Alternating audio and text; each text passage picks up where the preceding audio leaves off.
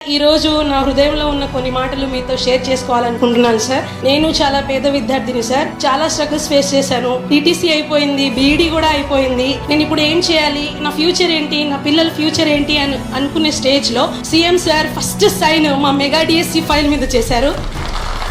ఇది నా ఒక్కదానికే కాదు, మాలాంటి చాలా మంది విద్యార్థుల మనసులో కూడా ఒక ఆశని వెలిగించింది అనమాట.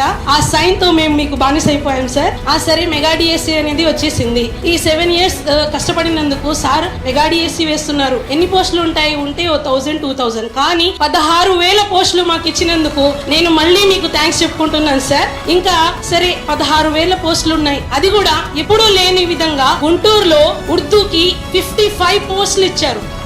ఉర్దూ టీటీసీ చేశాము, మా పని అయిపోయింది, ఇంకా ఏంటి స్కూల్స్ ఎలా అని అనుకునేటప్పుడు ఉర్దూ టీచర్స్ కి గుంటూరు డిస్ట్రిక్ట్ లో 55 పోస్టులు ఇచ్చినందుకు చాలా థ్యాంక్స్ సార్. అండ్ ఇవన్నీ బాగుంది, ఇప్పుడు ఎలా చదవాలి, ఆర్థిక పరిస్థితి బాగాలేదు, ఏం చేయాలి అనే స్థితిలో సిఐడిఎం తరపు నుంచి మాకు మెసేజ్ వచ్చింది సార్. ఆ మెసేజ్ మా లైఫ్ నే మార్చేసింది. ఇప్పుడు సార్ చెప్పినట్టు అక్కడే కోచింగ్ తీసుకున్నాను సార్. నేను కూడా గుంటూరులో మాలో ఉన్న భయాలని తొలగించేశారు, మాలో ఉన్న సెల్ఫ్ కాన్ఫిడెన్స్ ని ఇంప్రూవ్ చేశారు. ఎగ్జామ్ ఎలా రాయాలి, ఏం చేయాలి అనేది మాకు దిశానిర్దేశం చేశారు సార్. దానివల్ల మాకు ఇప్పుడు నేను ప్రెసెంట్ తెనాలి డిస్ట్రిక్ట్ లో వర్క్ చేస్తున్నాను సార్. చేసే బాప్ వైసే బేటా అంటారు సార్ ఉర్దూలో, as father as son sir. ఎన్ని స్ట్రగుల్స్ సార్, ఎన్ని కేసెస్ సార్, అన్ని ఫేస్ చేసుకుంటూ లాస్ట్ వరకు వచ్చి మాకు జాబ్స్ ఇచ్చిన మీ సన్, మా education minister Shri Nara Lokesh sir కి నా తరపు నుంచి, నాలాగా ఉద్యోగం సంపాదించిన పేద నిరుపేద బడుగు బలహీన వర్గాల స్టూడెంట్స్ తరపు నుంచి హృదయపూర్వక నమస్కారాలు సార్.